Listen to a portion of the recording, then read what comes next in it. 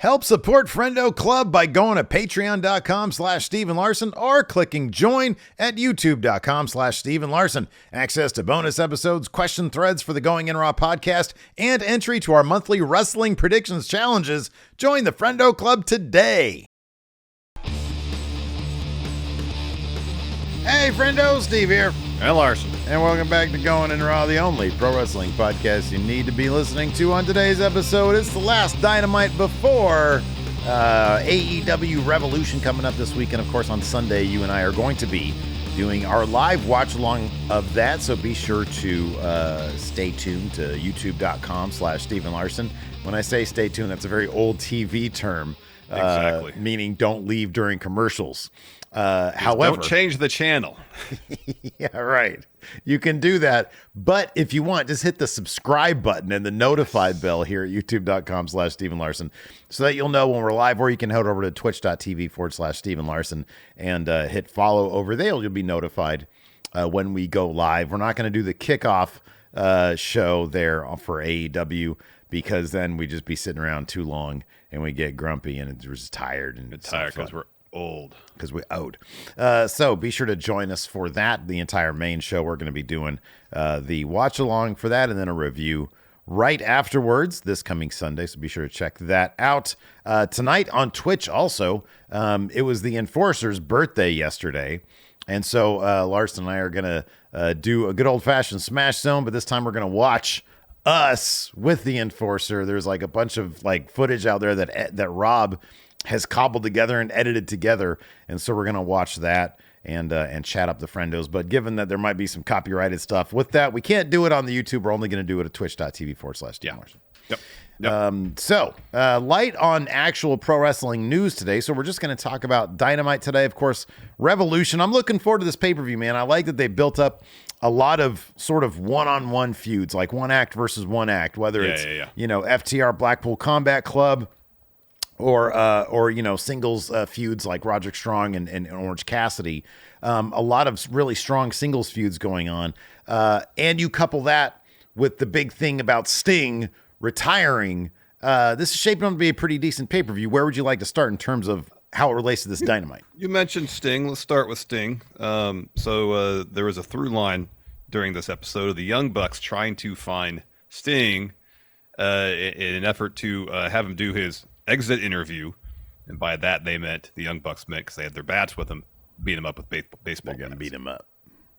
So we have 3 or 4, segments where the Young Bucks are trying to find Sting. And eventually they head out to the ring. They attack Darby Allin, or Darby Allin attacks them. They lay him out, and they go up. Sting's music hits. They go up the ramp, expecting him to come down the ramp. Instead, like it's Nitro in 1997. Yeah, man. He descends from the rafters and lays them out. Yeah. So, there was a couple references to Crow Sting era in WCW, like when the Young Bucks walked into that room and all the baseball bats are like tethered to the ceiling. Yeah. I guess Sting's last Nitro promo was in a room similarly situated. We've talked quite extensively about how well, for the most part, Sting's retirement tour has been handled. Giving fans, especially longtime Sting fans, those moments one last time, especially seeing him. How many Nitros did we watch in late 96, all throughout 1997, where Sting descends from the rafters to attack the NWO, but you don't get the full beatdown because why? They had to go to Robin Hood. Yeah, Robin Hood. Yeah, Robin Hood was on up after. Next. Yeah. So it always stopped like mid beatdown, Sting laying out the NWO. We go to Robin Hood. Sadly, Robin Hood was not following Dynamite last night. I always loved those cliffhanger endings. I thought that was something really strong, and I remember AEW did one like once, and I was like, "That's really cool. They should do that more often." I love the cliffhanger ending. I think they should do it more often. Totally.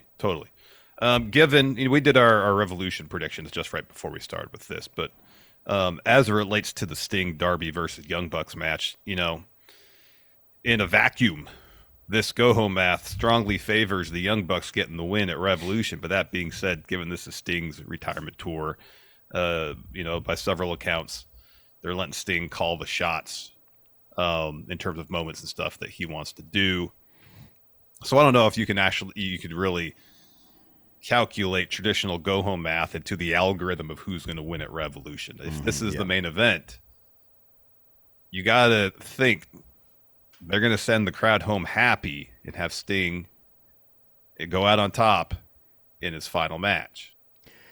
Yeah, man. I mean, look, it's one thing. The Young Bucks have these new, they barely even reference themselves as the Young Bucks. I'm kind of surprised they still do. I like the idea that now they've just sort of turned into the AEW EVPs, Nicholas and Matthew Jackson. And I know they've got this new thing going that evidently or reportedly they debuted it earlier than they had expected to, because Sting specifically requested to work with them for his final match. But if I'm Tony Khan, I say, hey, Sting, we've had a great relationship. You've had a great run here. If you think I'm going to have you do anything but win this last match, you're crazy. The Young Bucks are not going to win. Sting, you and Darby Allin are going to win, because you got to blow up this crowd and send them home happy. This has to be an awesome storybook ending here for, a run in AEW that's really been kind of without flaw. Mm-hmm. So yeah, I kind of feel like, dude, this was more like they made a big deal about it being Sting's last Dynamite as an in-ring performer, and they did the thing, where he descends. I kind of just feel like this is part of the Sting celebration tour.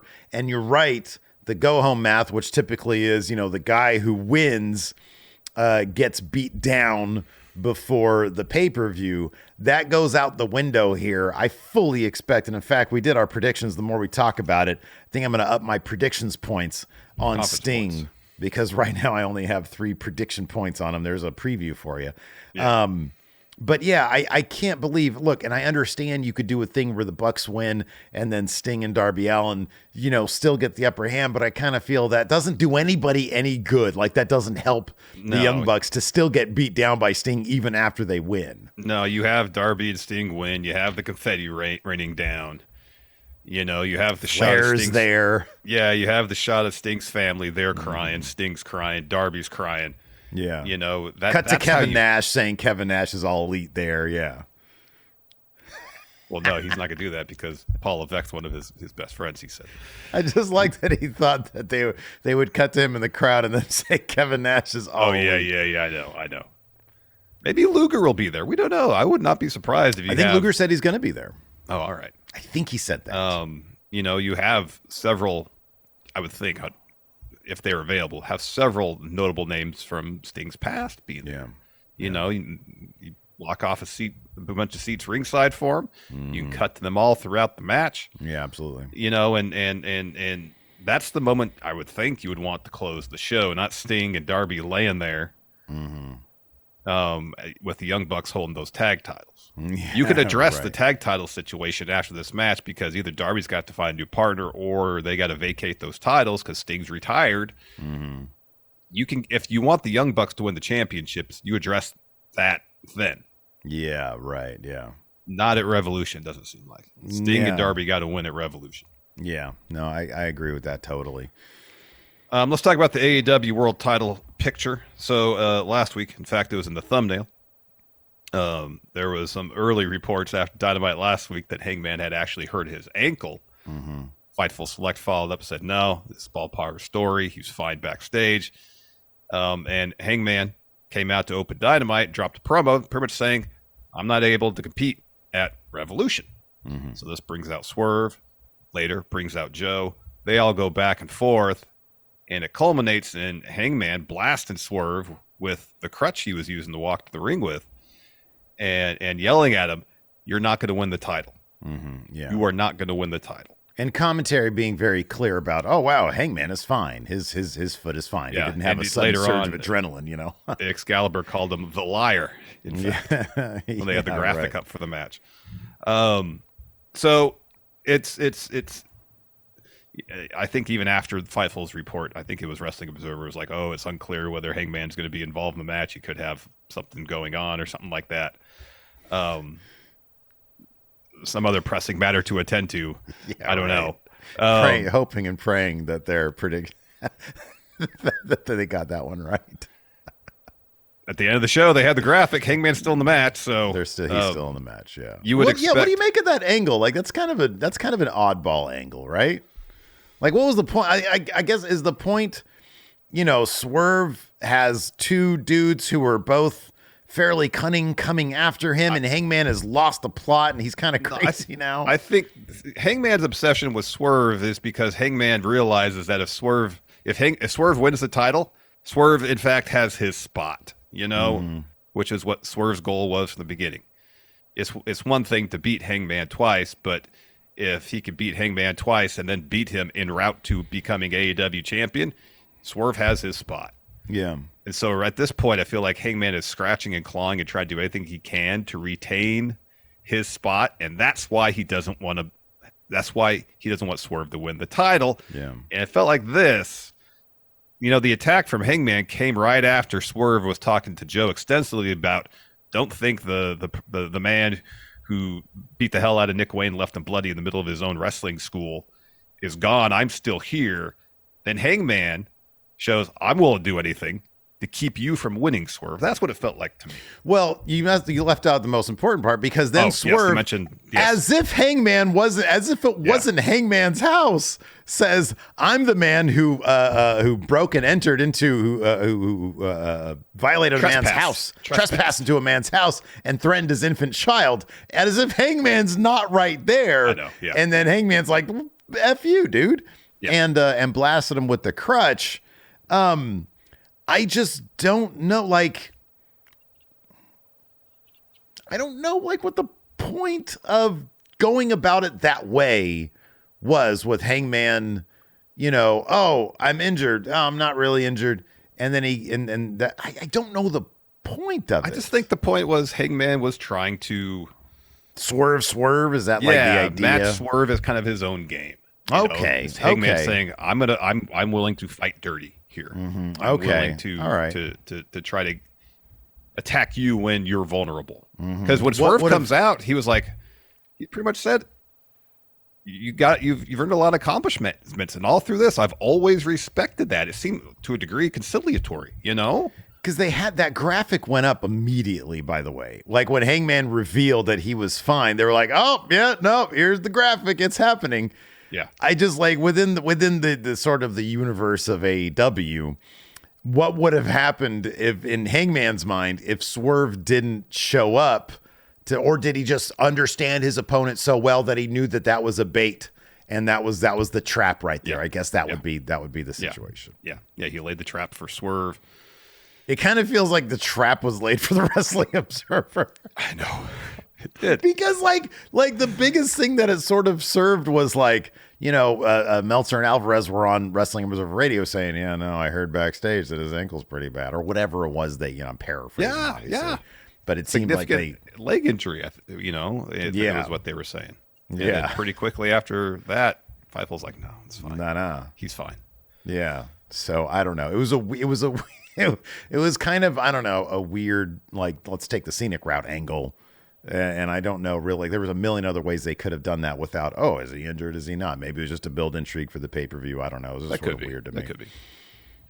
No, I thought the segment as a whole was solid, though. I mean, everybody from a promo perspective did great. I agree. I love what Hangman's doing right now. Oh, it's fantastic. I love what Hangman's doing right now. It's so much fun. It's so much more fun than kind of anything else he's done, to be honest with you. It is. He's just having a lot of fun. It's the constant throughout Hangman's character in AEW, the ups and downs, the various arcs, is his own insecurity.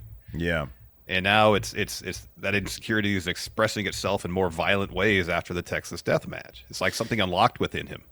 Isn't it kind of funny how it's so much more fun to have a good guy go bad, and then he's doing such good work that it's easy to root for him, and to flip that, Swerve, a guy who's incredibly violent and kind of sick in the head, be a good guy. It's so much fun to root for guys that are kind of contradictory in nature. Yeah, I mean they're both interesting, complex characters. Yeah, and Swerve making reference to the stuff he'd done in the past, and telling Joe, "Hey, don't think that person's still not in here, because he is." Yeah. You know, you have Swerve saying, I'm willing to do anything it takes to be champion. And then a direct response to that, and probably because Swerve mentioned breaking into Hangman's house, Hangman's like, I am too. Blast you with a crutch, you know? Yeah. The back and forth, I mean, it's plainly obvious that Hangman especially and Swerve are going to be so wrapped up in their story during this match that Joe's going to find a way to capitalize to win. I mentioned this a while ago, and not be surprised if there's a moment where Joe's got Hangman in the clutch, and Hangman's about to fade, and he flashes a quick little smile towards Swerve as Swerve is coming too late. Maybe it's a situation where Swerve like gets hit with a buckshot or a muscle buster or whatever. I don't know. And Hangman's in the clutch. He looks over at Swerve. And he's starting to come to. And he just smiles at him and just willingly. He just realizes, like, I'm not getting out of this. You're not winning, Swerve. I'm the tap. Yeah, right. Yeah, because that'll guarantee you don't get the title. Yeah, I know. Yeah, that's gonna be a really cool character story beat for Hangman. It's gonna, the way the Swerve Hangman story has unfolded so far.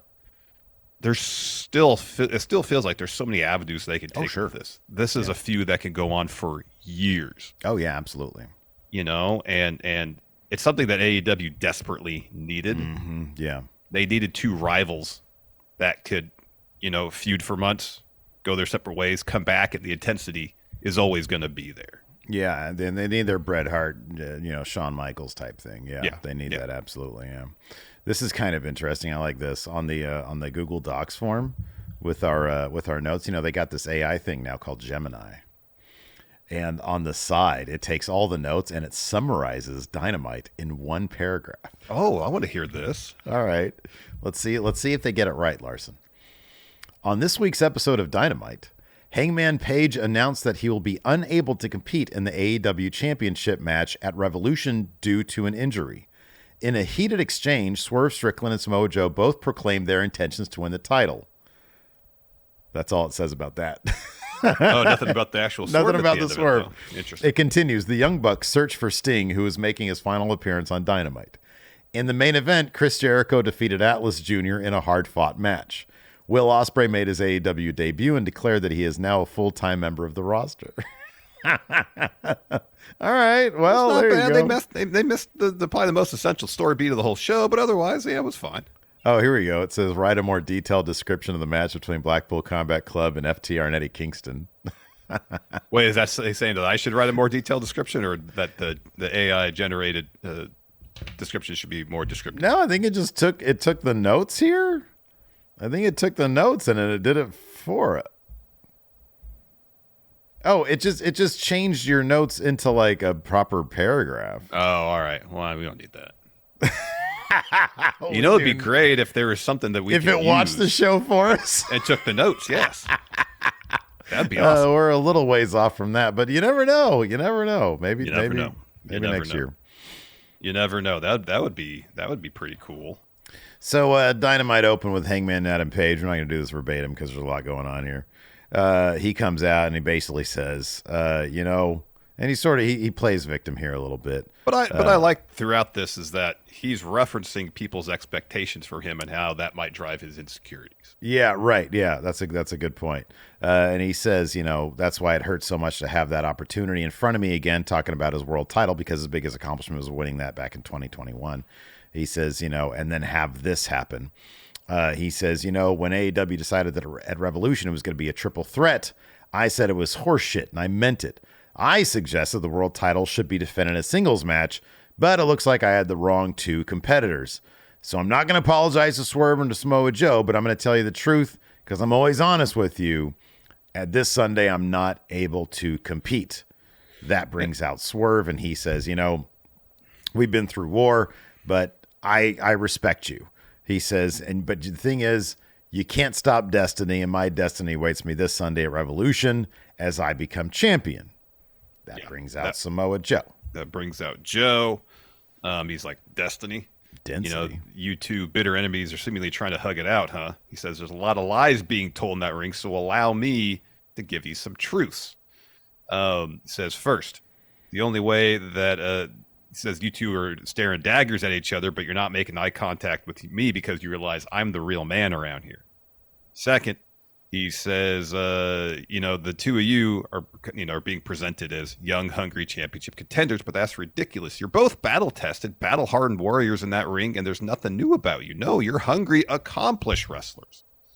But what you need to realize, the only reason you're hungry is because of me, because I'm starving your ass. As long as I got this title, there ain't going to be any more meals come dinner time. Mm-hmm. So he says, let me explain to you who I am. I'm Samoa Joe. I'm the champ. And whether it's one of you or both of your Revolution, I'm going to whip both your asses. And so Swerve says, wait a minute. Let me explain who I am. He says, I went from unemployed to headlining pay-per-views, from being a cruiserweight to coming after the world title. And that's what he mentions. Make no mistake. I broke into the Wayne Wrestling Academy and left Nick Wayne laying in a pool of blood. I trespassed another man's house and threatened his infant child. I'll do whatever it takes to become world champion. He says, after I take that title from you, what are you going to do with yourself? You might go back to commentary wearing a poncho again. Ooh, who knows? Yeah. He says, I'm on the verge of making history. This Sunday at Revolution, I'll become world champion. Whose house? Crowd says, Swerve's house. And that's when Hangman blasts Swerve with the crutch from behind. And starts beating him with it and just yells at him, you're never going to become AEW world champion. You won't be champ. I will, damn it. Yeah, that was a good bit, and Swerve sold the crap out of it. He was just laid out cold. Yeah. Came to 2 minutes later. It was pretty fantastic. It was kind of funny. I asked it to bullet point the Hangman Joe Swerve promo. That's exactly what I said. The following are some bullet points summarizing the Hangman Joe Swerve promo. Hangman Page came out to cut a promo, but was interrupted by Swerve Strickland. Swerve challenged Hangman to a match at AEW Revolution. Hangman accepted the challenge, but said that he would only face Swerve if he could also face Samoa Joe in a triple threat match. Joe then came out and agreed to the match. The three men then brawled with Hangman standing tall. None of that happened. Oh, man, that's funny. So after that, we had the AEW EVPs. Nicholas and Matthew Jackson arrive at the arena. They walk up to Renee. She says, hey, it's Sting's final Dynamite. What's up with your meeting with Ric Flair? And Nick says, it went great. That's all I'll say about that. And then Matt had to talk too much and said, Renee, let me ask you something. Sting, have you seen him yet today? She's like, no. Matt says, okay, seeing it, this is his final appearance on Dynamite. We're dying to see him, thank him for all his contributions for this company, and conduct his exit interview. And he smacks his bat on his hand, and Nick tells the cameraman to follow as they go looking for Sting. I did like that it motivated the camera wherever the Young Bucks went. Yeah, I know. I appreciate that. It's a small touch, but an important one, because especially when they interrupt Eddie's interview later on, you have their cameraman over the shoulder of the interview cameraman. I thought that was well done. Next, we had Blackpool Combat Club. Ooh, so there's apparently part of the media call here. Tony Khan noted that something he's very excited about coming in Atlanta. And there's some possible Fightful Select saying there's maybe some discussion that's where Okada's going to debut. Okada. Have you seen the new Dynamite logo, by the way? Yeah. What are your thoughts on it? Oh, it is. I'll say this. It is better. It's more dynamic than simply Arial black bold that they use for Dynamite now, which is like literally the most basic font they could possibly use. Yeah. I mean, it's got the Fight Forever vibe to it. It does, and I like that the bevel has like it kind of has it harkens back to the Color Splash era Dynamite, because I think it's I don't know if it's rainbow or it's very colorful. It's very colorful, and I like that because they've been in the red and blue color palette for a while. Yeah. I like, which in my mind, it makes me think of WB because you got SmackDown, it's blue. Yeah. I don't like the red and blue. Yeah, it's boring. And if they're going back to, the early days of Dynamite where it was very bright and colorful. Mm-hmm. I mean, the font used for Dynamite, It might look better like with because I know Andrew Zarian, I think, had tweeted out a picture of just like the T and the E. Yeah. But it wasn't beveled. It was like flat with like sort of more of a distressed, texture to it. And maybe that'll look better. I got to see the entire production package before I really make. But it sort of just has like a Fight Forever vibe to it. Like if I saw this and it was a video game font, I'd be like, all right, that makes some sense. I honestly think kind of anything would be better than they have now. Yeah. So that's where I'm coming from. Like, I can't stand the presentation the way it is. It's not as bad as NXT, don't get me wrong. But yeah, I mean, I like rebrands. I think he says there's a new stage too. Give us some practical bullshit up on the stage, you know. Hell, Like when bring back the SmackDown tunnels. had the I like Raw the gate. tunnels. What's that? I love the tunnels. The tunnels were awesome. great. You had the heel tunnel, the face tunnel. You could tell stories just with the tunnels. Just it with was tunnels. awesome. It was great. Yeah. Anyways, getting back to this, you got Claudio Mox, you got Bryan Danielson taking on FTR, Eddie Kingston. This was a fun match. It was very long though, so if you like long wrestling matches, this one's for you. Yeah, it was really good. It was very long. It was about 20 minutes, almost 20 minutes. They were pushing that time limit draw again. So the finish saw FTR hit Claudio. By the end of this match, it was like basically no tag rules. It just break it down. So FTR hits Claudio with a Shatter Machine. Mox hits Cash with a Paradigm Shift. Dax then hits Mox with a Brain Buster. Bryan then takes out Dax with a Knee Plus. Eddie's looking for a back fist on Danielson. Danielson ducks, hits him with a Knee Plus. Danielson stomps, locks on a triangle, flexes on Eddie as Eddie passes out. Yeah. Strong go-home math in favor of Eddie Kingston. But, we don't know what's going to happen on Collision. Something could happen on Collision that changes all that. I'm going to ask Gemini here to explain the dynamic between Bryan Danielson and Eddie Kingston. All right, I'll move on. So then we got a video package narrated by Excalibur talking about the history between Chris Jericho and Atlantis Senior. Atlantis. I like this Chris Jericho. Man, just keep it really simple, Chris. That's all you got to do. Just keep it really simple. Don't try to come up with all sorts of gimmicks and stories and stuff like that.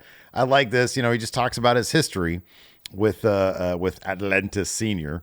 And he says, 30 years ago when I first started wrestling in Mexico, I got thrown into the deep end very quickly. Paco Alonso, the legendary promoter, wanted me to become a big-time player fast.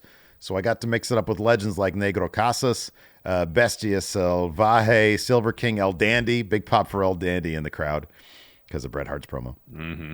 And Atlantis. Atlantis was not only a great opponent, he was a great partner and friend. So when AEW started working with CMLL, I requested I have a match with Atlantis Jr. so I could repay the favor, teach him about wrestling from our end. He says, so tonight, Atlantis, I'm going to show you the few things that you've never seen before. So I'm going to repay the favor. I'm going to give you a new lesson, a lesson in violence even. Tonight, I'm going to show you what Chris Jericho can do, what Corazon de Leon. Lionheart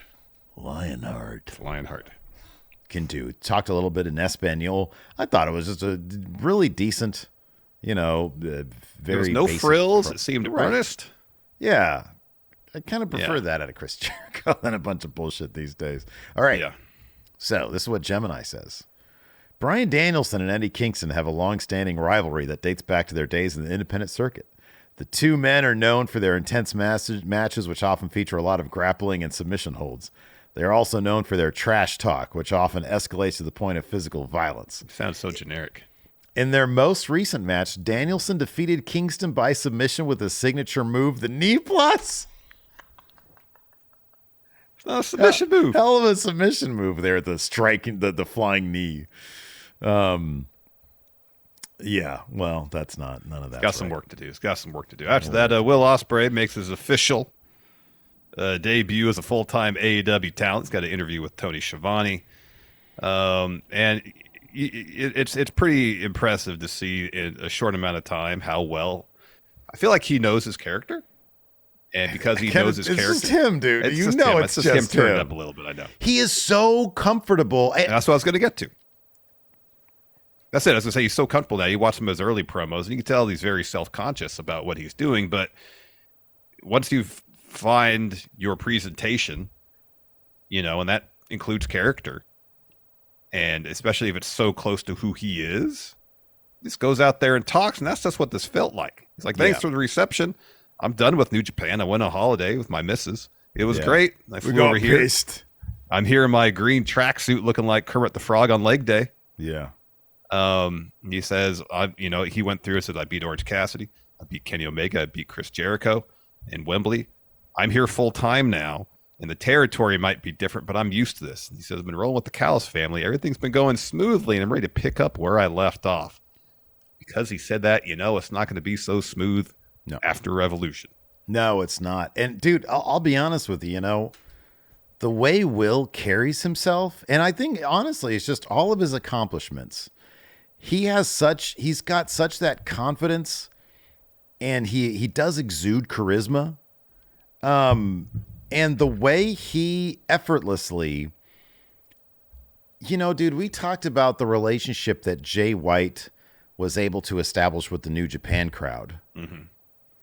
Will Ospreay has been able to find any wrestling crowd and seemingly instantly establish a similar rapport. Mm-hmm. Like when at his last, when he came out and he did the pipe down, bruv, I know. When he had to explain to the crowd, contract issues with New Japan preventing him from being an All Elite, but I'm going to be, he explained it in such a conversational manner to a crowd of 10,000 people or however many people were at that. I think it was at a pay-per-view.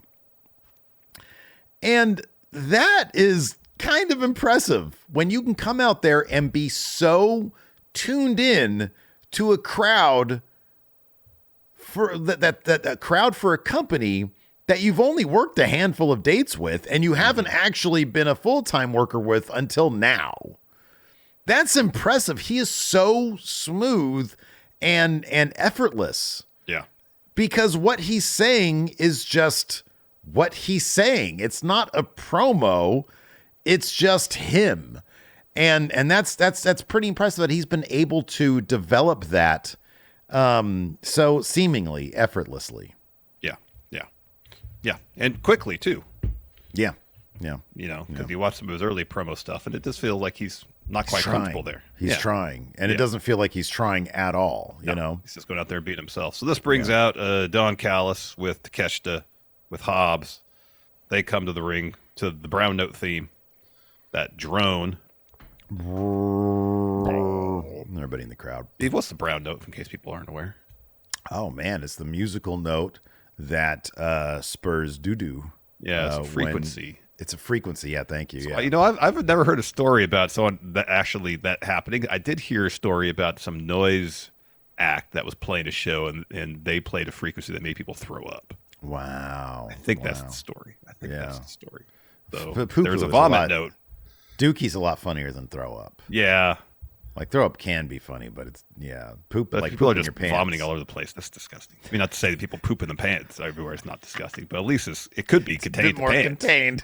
It's a bit projectile more vomit goes everywhere. Yeah, I'm gonna ask Gemini here. Oh my gosh, has there ever been a real incident of Brown Note usage? All right, so while you wait for that, I'll get into this promo. Callis comes to the ring, says nothing better than a Callis family reunion. So he talks about the talent, Fletcher, Hobbs, Takeshita, Will Ospreay, embarrassment of riches. He says, look at all that we've accomplished together, Will. We beat Kenny. We beat Jericho and Wembley. So how are we going to top that? We're not going to top it by just doing a match of the year. We're going to top it by having a match of the decade, or to do that, we need the two best wrestlers in the world, Takeshita, Ospreay. He says, people ask, why would you pit two failing members against each other? He says, it's like when Michael Jordan and Pippen would go hard after each other in practice, then come together and win championships. This whole time, as he's talking, like Ospreay's kind of, but eventually his eyes lock with Takeshita, and they don't look away from each other. Yeah. The latter half of this promo. Yeah. Says, at the end of the day, it doesn't matter which one of you wins at Revolution. The real winner is going to be the Don Callis family. Now shake hands. This is going to be history making. Shake hands. So Ospreay offers his hand. Takeshita shakes it. Will turns to be done with handshake. Takeshita brings him in. Yeah. Kind of pats him on the shoulder. They start arguing a little bit back and forth. Callis tries to defuse the situation while the crowd's chanting for Ospreay. And Callis is like, yeah, Ospreay. Yay, Takeshita. Yeah. Try to get everybody to cheer for everybody. Yeah. What'd you discover, Steve? Oh, man. So at first it tried to no-sell me.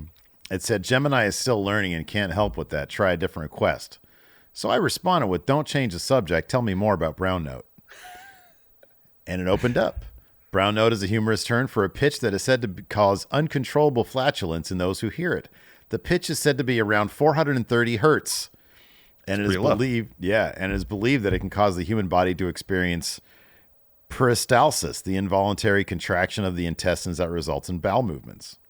There's no scientific evidence to support the existence of Brown Note and is generally considered to be a myth. Well, so yeah, perhaps we should test that out someday, Steve. That match, agreed. That match is going to be phenomenal. It is. It's going to be spectacular. It's going to be really, really good. And yeah, man, I thought that Ospreay just rolling out there in a tracksuit. I was kind of surprised. Like, God damn, he kind of seems like a big deal. This is he carries himself like a big deal, and sometimes that's all it takes. It is. Got a good pop when he came out too. The crowd was really enthusiastic about him being there, so that helps too. Yeah, and I think, dude, I'll be honest with you. A lot has been made about WWE. They missed out on these high-profile free agents, and I think with Will Ospreay, he might be where he needs to be. I still think probably in 3 years he'll end up in WWE, but I think right now, like establishing himself in AEW, I think that's probably a good place. It seems like a good fit right now. It does, yeah. Then we had an Eddie Kingston interview. Renee asked him how concerned he is facing this version of Bryan Danielson at Revolution, but then as he's about to answer, the Bucks walk in, ask them if they know where Sting is. And Nick says, I got a bone to pick with you, Eddie. Next time, it's a fine. And Matt tells Eddie, you're a champ. Maybe work on your presentation. Maybe we should implement a dress code. Yeah, he said you come to work dressed in your Timberlands and all that. Yeah. I mean, it's Eddie Kingston.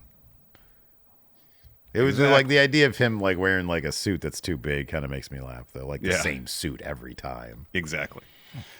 Then we got International Championship Open Challenge. Orange Cassidy defending against Nick Wayne, answered. Got pretty overbooked towards the end. So at one point, Nick Wayne rips the turnbuckle cover off the top turnbuckle. At this point, already the patriarchy had been out there. I think already kicked out of ringside. And then but Daniel Garcia shows up because already Kingdom's out there too, as are Trent and Rocky. Yeah, everybody's out. Garcia shows up after Nick Wayne tears off the top turnbuckle cover. He starts talking crap to Wayne. They argue back and forth, and then allows Orange Cassidy to hit Nick Wayne with an orange punch for the win. As soon as the match is over, Roddy gets in the ring, hits Orange with a jumping knee, and starts hitting him with a bunch of punches till he's chased off by Trent and Rocky Romero. Yeah. I wonder if it's possible. I'm just going to throw this out there. I know we already did our predictions. Subject to change. Obviously. Thinking about this a little bit more. For entertainment purposes only. Right. Given that Wardlow, I know he was wearing the Undisputed Kingdom shirt when we saw him last doing his promo. But his promo really wasn't focused that much on Undisputed Kingdom business. No. I wonder if they've just if Tony Khan is like, you know what? The Undisputed Kingdom, I have no idea if I'm going to be able to make something of this, even after Cole returns. Might be too late for them. Maybe the plan was strong, and now he's like, keep it on Cassidy until somebody more sort of that, is a bigger deal, because the Undisputed Kingdom's kind of buried right now, know? Yeah, I guess it depends. I wonder if they would just move on with Orange Cassidy and wait for somebody else. I don't know. That's a good question. To wait and see what happens on Collision. Then we got a Bang Bang Scissor Gang interview. Renee says, you're all really gelling as a group. And Jay White says, you saw that, Renee. We're gelling good. And to be honest, I was a little bit apprehensive at first. We had our wires crossed a couple weeks ago, he says to Billy. But after Collision, I think we've shown how well we can work together. And now I'm all in on Bang Bang Scissor Gang because we're damn near perfect, aren't we, Billy? And then Billy Gunn says, we are, except for Max. What was up with the rap? You get the feeling that Caster's not into this whole thing. Mm-hmm. Yeah. If you watch him in the background during this, he's rolling his eyes and acting enthusiastic and then not. Yeah. So when Caster says, oh, you think anyone noticed? And they all like, yeah, of course everybody noticed. And Austin says, I have an idea. Speaking of combos within the group, how about we do Austin Gunn, the Acclaimed, at Collision? And Bowen says, that sounds a bit silly. How about we do the Acclaimed in Austin? And everybody's like, yay, great idea. Yeah, let me ask you something. Do you think that Max actually got lost on that rap, or is that part of a story on Collision? We didn't really talk about it on the actual review. No, I mean, I think it could go either way. Mm-hmm. Yeah. Because he might have gotten some heat for like the rap he did on the indie show or something like that. And so I wonder if maybe they're incorporating that, like his discontent into a story. Could be. Or like his discontent with this alliance into a story. Yeah. Kind of curious to see how that's going to go. Yeah. Anyways, after that, we had Chris Statlander versus Sky Blue. This match was really good. Yeah, this was a really fun match. They gave it plenty of time. It feels like this wouldn't shock me if they put this at least on the kickoff show card. Statlander versus Julia Hart. Of course, Sky Blue is like Julia Hart's kind of like protege or whatever. Mm-hmm. And Statlander ended up getting the win here. No, she didn't. What's She that? lost. She lost. Julia Hart blasted her with the TBS title. Holy shit, you're right. That's right. Yeah, Sky Blue got the win with a code blue. What am I thinking? I was watching this match last night, and I was like, oh, Statlander's going to win this shit, and that just stuck with me. But yeah, Sky Blue ended up getting the win. Yeah, she ended up getting the win because of Julia Hart interfered. Yeah, I wouldn't be shocked if we got Statlander versus Julia for the TBS title at Revolution. Mm-hmm. Yeah, it wouldn't surprise me at all. Denise came over last night to watch Dynamite. All right. She's going to make Raw, I think, a regular thing. Okay. But she couldn't make it this past Monday, so she came over for Dynamite. And her and Summer both watched. Talia is into it. She likes the stories and the rivalries and stuff. And I was like, this is the one that doesn't really focus on that as much as the other one, like with all the talky stuff. Summer, on the other hand, was like, oh my God, you can tell they're not really hitting each other. She's like, what is this fake shit? But then also, they both were horrified when Ric Flair showed up. Yeah. Which is a totally normal reaction. They were literally laughing at it when he was punching the Young Bucks. Yeah. Because it didn't make any sense whatsoever. No, it didn't. It didn't. There's no reason for them to sell it either. Right, exactly. Before we get to that segment, after Sky Blue beats Chris Statlander, Code Blue, the Young Bucks are backstage. I don't know why they didn't go to Sting's locker room first looking for Sting, but they eventually found themselves in front of his locker room door. They enter, and it's all like, it looks like the background of Steve's office there, just bathed in red light. Right. Except there's baseball bats that have been suspended from the ceiling all over the place. Right. That's a reference to his last Nitro promo. And then, like, you see Matt Jackson in the mirror, and he acts, and it's just so bad. You should have said, he's in the wall. He's in the wall. After that, we had Chris Jericho versus Atlantis Jr. Crowd was not into this match until like kind of towards the finish of it. It was dead silent in that place, man. What's all about though? It was fine. The match was good. I thought it was fun, or I thought it was good. There was that scary bit where Jericho did like a bulldog off the top to Atlantis Jr. Yeah. And he landed a bit. He was going. The trajectory is a bit vertical for my taste, but it looked great.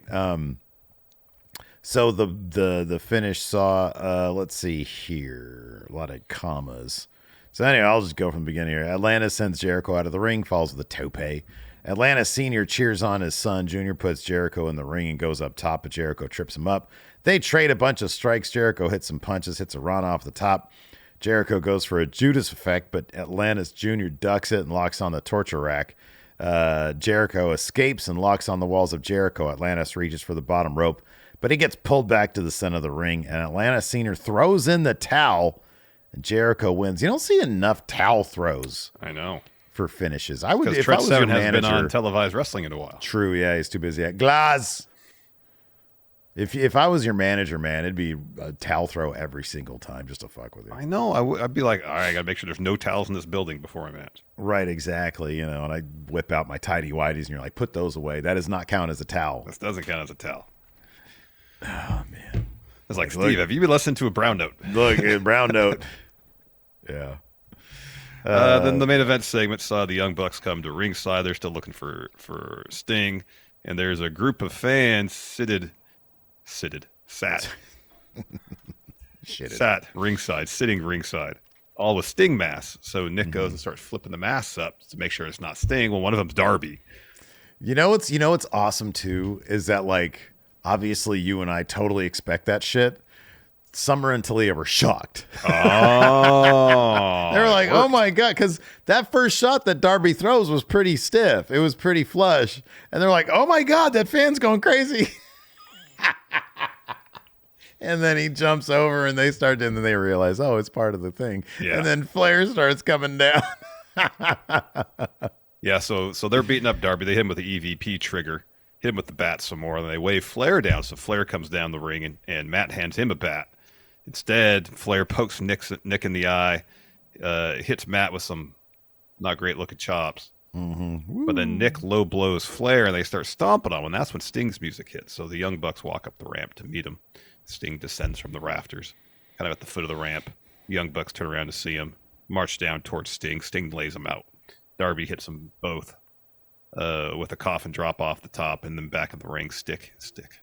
Sting hits Nick. Scorpion death drop. I got a lot more talking yet to do today, man. We used to have like a Friendo cast. Yeah. That's you got to talk. I can't That's sit here easy. silent That's for an hour. easy peasy. Then we're not reading off stuff. We're just shooting the shit. Stick. It's gonna be Stick's retirement match coming up.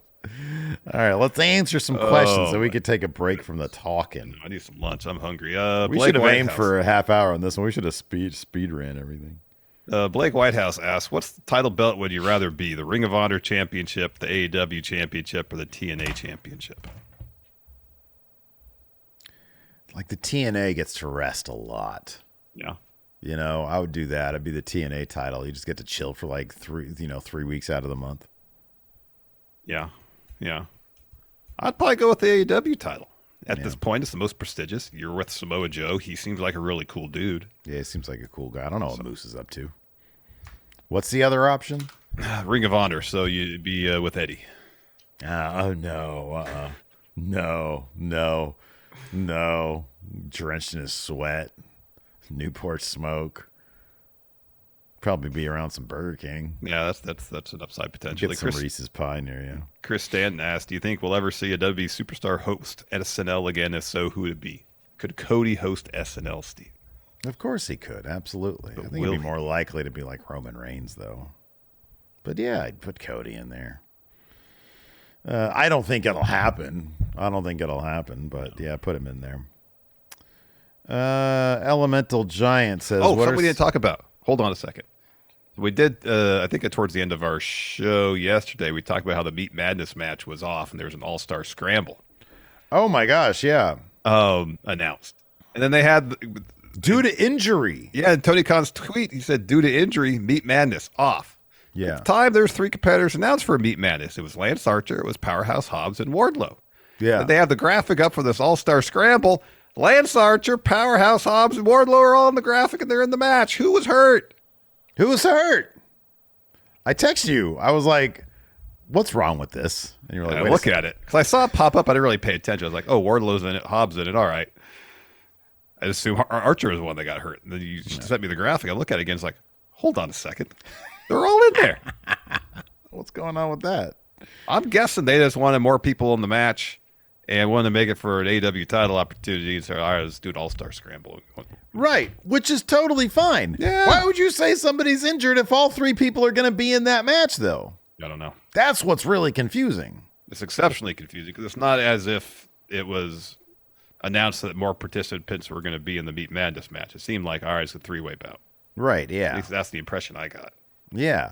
We don't need a reason. Just change it. TNA does that shit all the time. I know.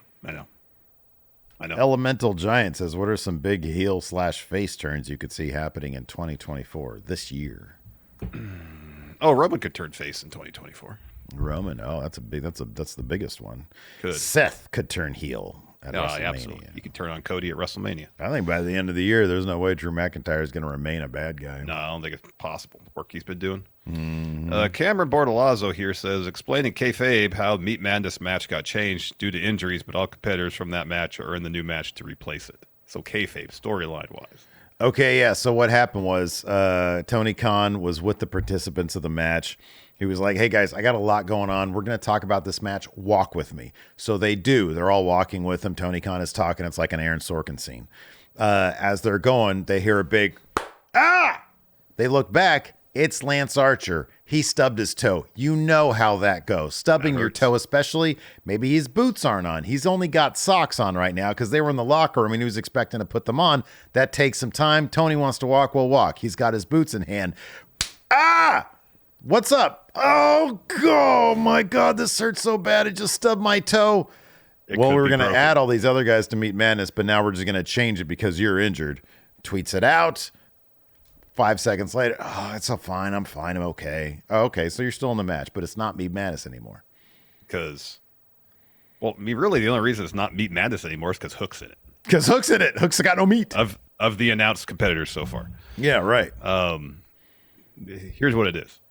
So Wardlow's sitting down with Tony Khan. Is like, hey, this Meet Madness match, do I get anything out of this if I win it? And Tony Khan's like, you get a win. Yeah. And Wardlow's like, oh, okay. Momentum. And he gets up. He's like, And Tony Khan says, what? And Wardlow goes, my knee. Remember a couple weeks ago, my knee bent. Maybe suffered a knee injury. I powerbombed somebody. Man, it's flaring up now. I really feel hurt.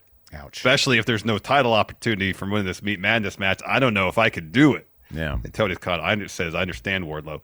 We'll pull the match. You rest up. We'll do Meet Madness then. Mm-hmm, yeah. And Wardlow says, it's fine, so long as there's a title opportunity involved. Mm-hmm.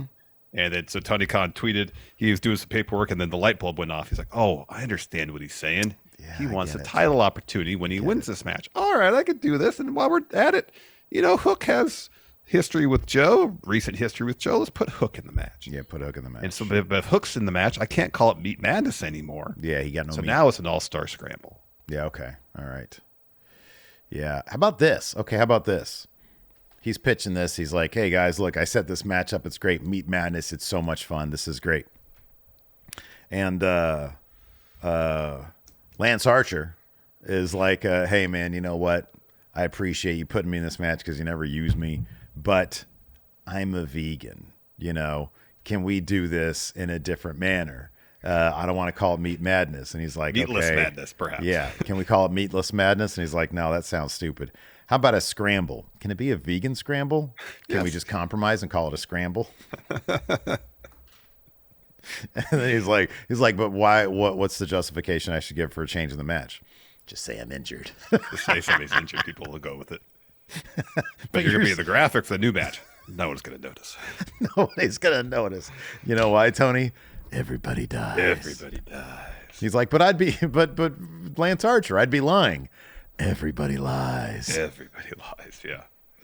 JM says, kind of funny is reviewing and ranking WrestleMania matches. What match would you recommend they watch? Michael Cole versus Jerry Lawler. Yeah, they want to find the worst WrestleMania match. Rank that one. The blindfold match between Jake Roberts and Rick Martel. Yeah, right, yeah. I didn't think that match was that bad. I thought it was actually pretty clever how it was implemented. Well, there you go. See, kind of funny should be higher. I know Alex is going to be on there. Where's the rest of the Church of Friendos? I won't be on there. What the heck? Let's do it. We're too dangerous, Larson. That could be. You put us in front of a live microphone, huh? You never know what's going to happen. Of course, end of an era match. I got to watch that one. Oh, yeah. What about some other bad ones? Dude, I watched WrestleMania 1 recently. You name it. I know. It's not the high point for work rate in wrestling history, no. You name it. It's in there. Yeah. Yeah. Let's see here. Forbes says, with AEW trademarking Dynasty, do you think it could be a show centered around the return of MJF as he used to be in an MLW faction called The Dynasty? Yeah, I've seen that speculation before. I mean, I guess that's possible. Sure, you bring in Richard Holiday and maybe Hammerstone. I guess he was part of that too. I believe. And then Excalibur could just fucking talk about it endlessly. Oh, they used to be in a faction in MLW. It's called Dynasty. You're supposed to care about that now. Okay. He's going to yell. Everybody's going to be like, no pop for Richard Holiday. David, I heard he's good, though. I heard he's good. Yeah. David Matushek says, considering that Meat Madness has been postponed, do you still think the Big Three should compete in it when it's rescheduled? I don't think there's going to be a rescheduled Meat Madness. We get All-Star Scramble again. I think we're going to get the scramble. How about the All-Star? It's like the All-Star Big Breakfast. Yeah, you go to the restaurant. It's like, I'd like the Meat Madness, please, and the server takes your order and then goes and comes back. It's like, sorry, we're out of the Meat Madness. Can I get anything else for you? Yeah. I guess I'll do the All-Star Scramble. All-Star Scramble instead. You know, they got it. You know, hey, about that maybe on AEW Dynasty, we're gonna get the Pancake Mountain match. That could be, maybe. Meat Madness. Meat Madness has now been co-opted by WeBook Raw. There we go. When that new game comes out, Meat Madness Gauntlet match. Yeah, there you go. Perfect. Yeah, the Meat Madness. I mean, we did the In Your Hoss pay-per-view, Steve. Yeah, right. Yeah, I know. Yeah, Meat Madness Gauntlet match. That's good. Raw Game Mutant, Braun Strowman. Yeah. Big E. Yeah. Bronson Reed. Can't do Brock anymore. Can't do that. No. Big old creep. Tequila Mocking Turd says, which titles do you see changing hands at Revolution this Sunday? Hey, I tell you what, watch our predictions episode. It's going up at Friendo Club Wrestling later on today. I'll answer that question for you. Doc Hensla here says, what would be your holy shit moment if it happened at Revolution? The brownout actually works. Yeah. It'd be quite that literal. drone when Takeshita comes to the ring and everybody, 16,000 people. God. They just start running to the full toilets. soil across the board, every seat and every aisle. Oh, gosh. Holy shit moment would be if Hangman wins the title. Could you imagine that? That would be nuts. That'd be pretty crazy. That'd be nuts. Samuel Raja says, if you guys had the opportunity to be the manager of anybody in WWE or AEW, who would you pick? I'd go with Will Ospreay. I think he'd be fun. Hey, you won't go get pissed? Sure thing, bruv. He's like, why are you talking in my accent? Because it's so much fun. Yeah, that. You want to go see the Willy Wonka experience? Where's the unknown? They made up their own villain. I know. The evil candy maker that lives. Apparently, in the there was all walls. like the script was AI generated. I know, it's amazing. God, to be a part of history, those people are complaining. Well, you see, the production value let them down. That's the thing. The production value was not there. Yeah. That's what it was. It had all the production value of a prison cafeteria. An empty warehouse, and they get like some I don't know what they're using, curtains or something like that to separate areas and stuff. Oh, it was terrible. It was terrible. It was awful. All right. Anyways, that's going to do it for the show today. Thanks everybody for tuning in. We appreciate it. Till next time. We'll see you around. Goodbye.